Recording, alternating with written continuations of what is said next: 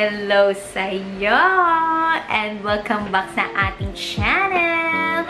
Today, meron naman akong bagong isi-share sa inyong product. Which is, alam ko naman na hindi na bago sa inyo to. Kasi medyo matagal-tagal na talaga itong naging, alam mo yun, naging usap-usapan. Kasi nga, alam ko na talagang effective siya. And ayun na nga, makikita nyo sa title ko, effective nga ba ang Jeju Aloe Eye? Ayan. So, ginawa ko na talaga siya ng honest review ko kasi talagang tried and tested ko na siya. Kasi matagal ko na siyang ginagamit since March pa nga lang, as I said kanina, March hanggang ngayon, talagang nagbigay siya ng glow skin, moisturize niya ang aking skin, at parang medyo bumata ang aking cuties.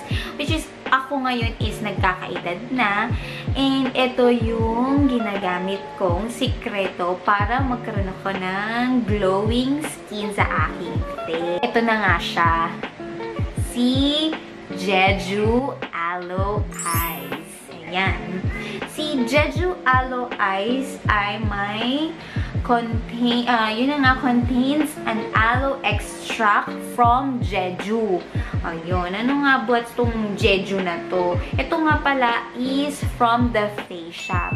So, nire-research ko na itong Jeju na to Kasi, sabi ko, ano ba itong Jeju na to? Parang matunog siya pero hindi ko pa siya alam. Ayan, dahil nga hindi ko alam yung Jeju, napa-research na tayo, diba? Hindi ko talaga kasi alam. Kaya, ayan, a little information lang about sa Jeju. Yung palang Jeju na yan is an island sa South Korea na well known for natural wonders including waterfalls, white sand beaches, and dormant volcanoes. So, South Korea's highest mountain siya at the center of the island. So, yun, siguro yung mga itong mga ano na to, itong mga halaman na to, and yung mga ingredients na kinuha nito is from a Jeju Island. Kaya yan. So, yan o, contains aloe extract from Jeju. So, lahat siguro talaga yan is from Jeju. Ayun na yun. And, yan na nga siya. So, hindi ko na maintindihan kasi yung mga salita-salita dito, yun na yun. Korean na siya. So, anyways, tapos sa likod niya, ito na nga siya, diba? Hindi mo na siya mababasa talaga. Kasi ang tagal ko na siyang ginagamit. Ngayon ko lang siya ginawa talaga ng review kasi nga, tinignan ko muna talaga siya sa face ko kung effective ba talaga siya. So, yun. Maganda daw siyang gamitin lalo na pag nasa freezer. So, ako talagang sa freezer ko talaga siya para maramdaman ko talaga yung lamig niya. Tapos, yung parang ice niya is ma-close niya yung mga pores ko. So, yun. And ang expiry date niya is makukuha mo for 3 years. Magagamit mo siya for 3 years. Tapos, ito pang maganda sa kanya, guys. Kasi, formulated without 5 additives. Yung mga, alam nyo yun, yung mga chemicals na hindi nakakaganda sa ating face is yung mga parabens, talc, tar, colorant, mineral oil, and benzophenone 3. Yun yung mga ano siya, wala siya. So, talagang maganda siya sa face mo kasi more on talagang natural extract siya from Jeju na may aloe vera.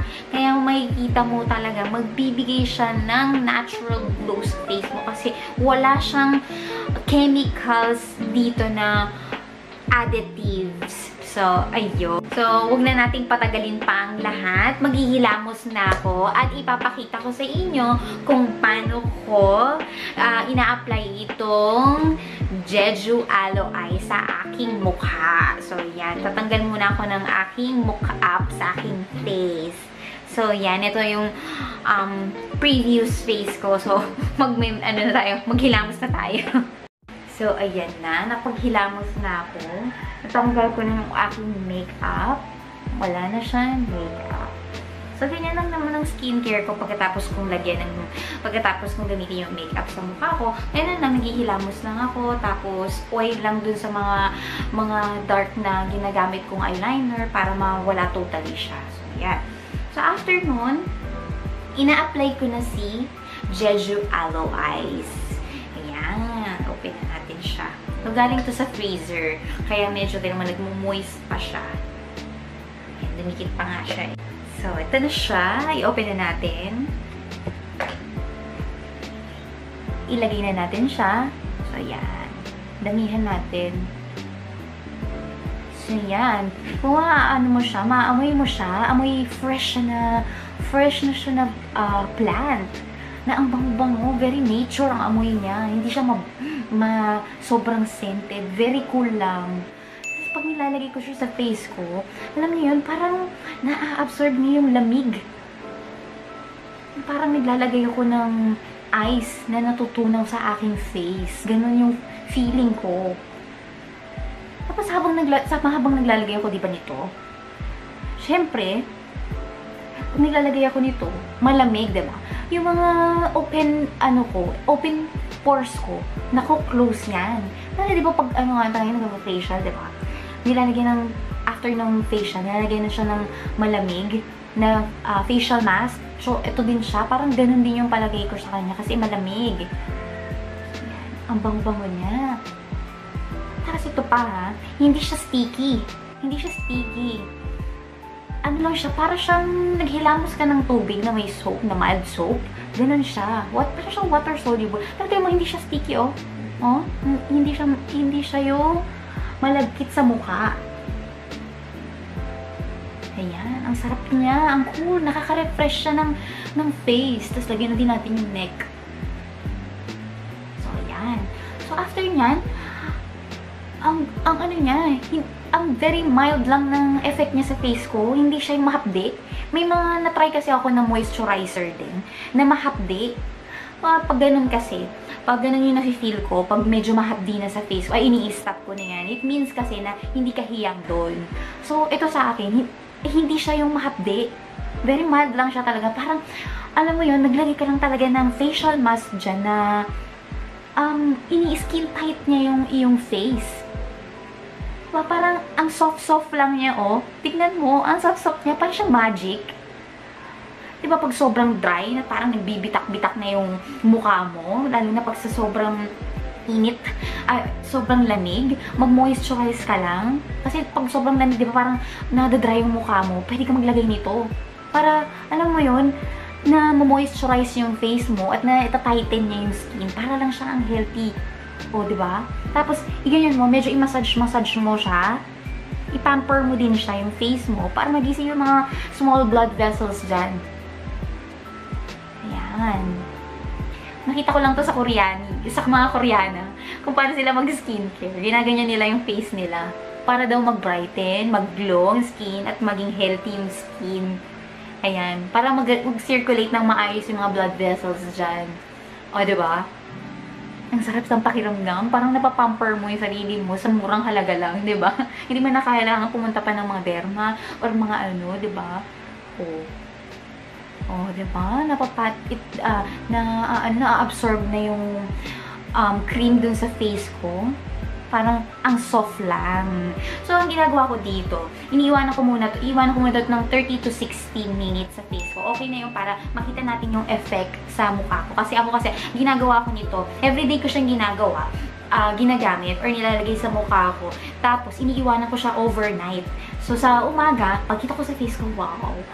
Ang ano lang niya, ang glow lang ng skin ko, parang pang baby yung face. Tapos, parang glass skin siya. Ganun ang effect niya sa akin. So, iwanan ko lang muna dito ng 30 to 60 minutes. Tapos, hilamusan ko lang and tingnan natin after nun. Okay? So, yan. Diba? Nakapag-wash na ako ng face. After 1 hour. So, ito na siya. O, diba? Oh. Ayoko sana tanggalin tong kilay ko. Pero, alam mo naman ba, kilay is life. Pero, kailangan natin i-wash ng maayos ang ating face. Pero, tingnan mo, diba? After 1 hour, ito na yung effect ng Jeju Aloe Eyes sa akin. And makikita mo talaga na moisturize niya yung skin ko. At kung kakapain mo yung face ko, ang soft-soft niya. Tapos, yung dry skin ko na banda dito, ayan, hindi ko na siya nakakapa. Talagang na-moisturize niya. O, diba? Parang fresh-fresh lang. Parang bagong facial lang ang aking face. Hindi ko na kailangan mo ng derma or yung mga salon para magpa-facial pa. Ayos na siya, diba? Sa murang halaga. So, yun nga, highly recommended ko sa inyo itong Jeju Aloe Eyes. Lalo na sa mga may dry skin dyan. So, pwede nyo siyang gamitin para, alam nyo yun, ma-moisturize yung skin nyo na parang, alam mo yun, healthy skin, tas nag-glow yung skin nyo pag ginagamit nyo to. And one thing, hindi siya mahapde sa face. Nire-refresh lang niya yung face ko. Ang palagay ko sa kanya is kinu-close niya yung pores ko, pinapaliit niya, parang natatighten niya yung skin ko. So, yan. And, yun na nga, mabibili mo siya sa The Face Shop or sa Beauty Manila. Sa Beauty Manila ko kasi siya nabili. And that time, 295 yata siya. And, free delivery pa siya or free shipping fee siya. Kaya doon ako bumili. Kasi nahihirapan ako sa The Face Shop. Parang out of stock siya that time. Actually, 7 months ko na siya tinitake. So, March pa lang tinitake ko na siya. Kasi nga, summertime noon. Kaya, alam mo yun, para maprotektahan yung skin ko sa sun exposure, naglalagay din ako sa kanya. So, yun. From March until now, ginagamit ko na siya. And look what happened. Diba? Ang ganda. Na-moisturize niya yung face ko. Parang na-hydrate niya yung face ko. And parang healthy niya pa yung aking face. So, yun. Anywhere yun naman siguro makikita sa The Face Shop, sa SM, sa Watsons, or yun nga, meron din sa Lazada. So, share ko lang sa inyo, disclaimer lang din, maybe yung iba sa inyo, hindi hiyang yung mga products na to, medyo i-stop nyo pag medyo nagkaroon ng reaction sa inyo, diba? Kasi sa akin, sinishare ko yung honest review ko about this sa Jeju Aloe Eyes. Maganda naman siya sa akin. Iba-iba kasi tayo ng skin type, ng texture, ng face, at saka yung pag-adapt ng product sa face natin, diba? So, pag nagkaroon kayo ng reaction or any negative reaction, so stop the product. So, medyo kasi, hindi na maganda yung effect nun. Pero kung tumagal-tagal naman at nahiyang nyo, diba, magandang effect yan. So anyway, may negative reaction ba ako? For now, wala. Kasi, from March until now, wala namang negative reaction yung face ko. Mas naging healthy yung face ko. Na-hydrate niya, na-moisturize niya. Yung texture ng product is good, very good. Tapos hindi siya sticky, hindi siya irritating sa face ko. Mabango siya. And kung yung product is matagal mo na siyang magagamit kasi isang tub yun, ang laki, diba? So 300 yata, 300 ml. So parang expiry date niya is 3 years mo siyang pwedeng magamit. So, yun. Ang ganda niya. So, yun. If you want this, you can buy this anywhere sa The Face Shop, SM, or sa Lazada or Shopee, or dun nga sa Beauty Manila. Disclaimer again, hindi pala to sponsored video. Sinishare ko lang sa inyo yung honest review ko about dito sa Jeju Aloe Eyes. And yan, dito ko na rin pala tatapusan na ang aking video. And I hope nakakuha na naman kayo ng another tipid tips para sa inyong face. So, final look, guys. Diba? Affordable. Find na naman siya para sa atin. So, dito ko natatapusin ang aking video. And I hope you like it. And if you like it, just give me a thumbs up. And don't forget to subscribe and click the notification bell na rin para ma-update ka kung meron akong bagong video. See you on the next one. Bye!